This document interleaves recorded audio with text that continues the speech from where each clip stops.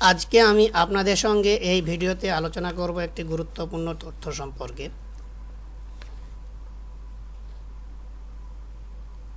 যেটা কিনা 2024 সালে দুর্গাপুজোর কাজে রাজ্যে হোমগার্ড নিয়োগ হবে ন্যূনতম অষ্টম শ্রেণী পাশে।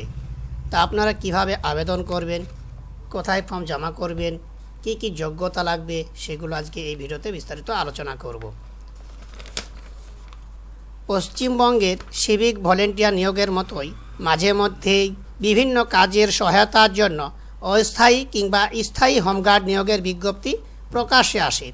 সিভিক ভলেন্টিয়াররা যেমন পুলিশকে তাদের কাজে সহায়তা করে থাকেন, তেমনি হোমগার্ডের কাজও একই রকম। সাধারণত কোনো উৎসব কিংবা পুজো পার্বণের সময় এই হোমগার্ডের বিশেষ প্রয়োজনীয়তা দেখা যায়। পথ সুরক্ষা কিংবা মানুষের সুরক্ষা প্রদান করে তাদের একমাত্র উদ্দেশ্য থাকে।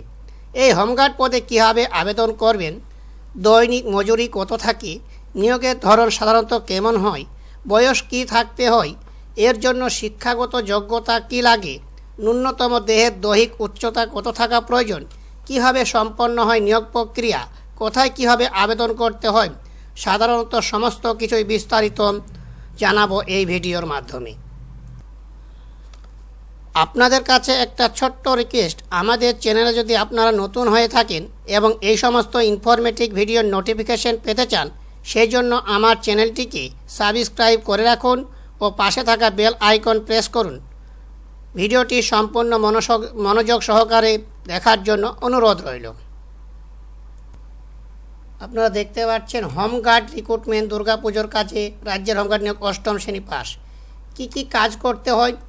দুর্গাপুজোর প্যান্ডেলে প্রচুর ভিড় জমে, মূলত সেই ভিড় সামাল দেবার কাজেই হোমগার্ড পদে নিয়োগ হতে পারে। এছাড়া ট্রাফিক নিয়ন্ত্রণ, জরুরি পরিস্থিতি মোকাবিলার কাজে পুলিশের সহায়তা করতে হয়। এই নিয়োগ সম্পূর্ণ অস্থায়ী, অর্থাৎ এই যে নিয়োগটা হবে এটা সম্পূর্ণ অস্থায়ী নিয়োগ, অর্থাৎ কাজ ফুরিয়ে গেলে আপনার চাকরিও চলে যাবে।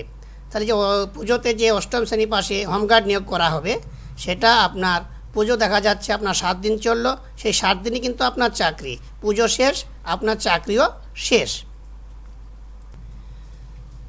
এই হোমগার্ডের বেতন কীরকম? হোমগার্ডের দৈনিক বেতন সাধারণত 500 টাকা থেকে 600 টাকা পর্যন্ত হয়। তাদের কাজের মেয়াদ যতদিন থাকে ততদিন পর্যন্তই তারা এই বেতন দৈনিক হিসাবে পেয়ে থাকেন। তাহলে আপনি যে কদিন কাজ করবেন, আপনার কাজটা যে কদিন থাকবে, সেই কদিন আপনার বেতন 500 টাকা থেকে 600 টাকা আপনার দৈনিক বেতন। আমরা এবার দেখব শিক্ষাগত যোগ্যতা কীরকম থাকা প্রয়োজন। সাধারণত দেখা যায় যারা হোমগার্ড পদে আবেদন করবেন তাদের শিক্ষাগত যোগ্যতা ন্যূনতম অষ্টম শ্রেণী পাস রাখতে হবে। তাছাড়া যারা মাধ্যমিক, উচ্চ মাধ্যমিক, গ্র্যাজুয়েশন, পোস্ট গ্র্যাজুয়েশন বা অন্যান্য যোগ্যতা আছে তারাও এখানে আবেদন করতে পারবে। তাহলে এখানে ন্যূনতম যোগ্যতা চাওয়া হয়েছে, ন্যূনতম অষ্টম শ্রেণী পাস হলে আপনি এই হোমগার্ডের জন্য আবেদন করতে পারবেন। এবং গ্র্যাজুয়েশন, মাধ্যমিক, উচ্চ মাধ্যমিক, পোস্ট গ্র্যাজুয়েশন ছাত্রছাত্রীরাও এখানে আবেদন করতে পারবে। ন্যূনতম দৈহিক উচ্চতা কত লাগে এই হোমগার্ডের নিয়োগের জন্য? পুরুষ চাকরি প্রার্থীদের জন্য দৈহিক উচ্চতা 160 সেন্টিমিটার এবং মহিলা চাকরি প্রার্থীদের জন্য দৈহিক উচ্চতা 152 সেন্টিমিটার রাখতে হবে। পুরুষদের বুকের মাপ 76 সেন্টিমিটার হতে হয়। এছাড়া দৈহিক ওজনে রয়েছে তাদের তারতম্য। পুরুষদের ক্ষেত্রে 51 কেজি এবং মহিলাদের ক্ষেত্রে 44 কেজি ন্যূনতম দৈহিক ওজন লাগে। এখানে নিয়োগের আগে কর্মী প্রার্থীদের ন্যূনতম দৈহিক সক্ষমতার পরীক্ষা নেওয়া হয়। দেখা গেছে পুরুষদের ক্ষেত্রে 116 মিটার দৌড়,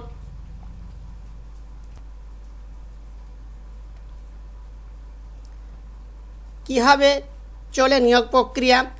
দৈহিক সক্ষমতার পরীক্ষায় সফল প্রতিযোগিতায় 50 নম্বরের লিখিত পরীক্ষা দিতে হয়। এরপর 10 নম্বরের মৌখিক পরীক্ষা থাকে।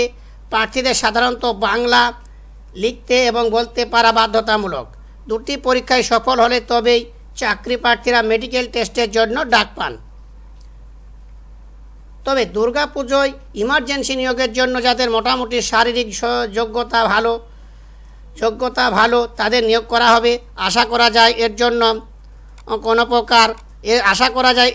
কোনো প্রকার কোনো প্রকার পরীক্ষা ইন্টারভিউ দিতে হবে না।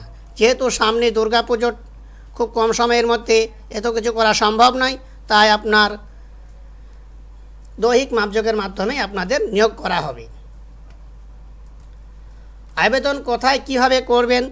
সাধারণত অফলাইনের মাধ্যমে আবেদন করতে হয়। নিকটবর্তী থানায় যোগ্যতার প্রমাণপত্র, ভোটার কার্ড, আধার কার্ড, প্যান কার্ড, ব্যাংকের পাসবই সমস্ত কিছু জমা দিতে হয়।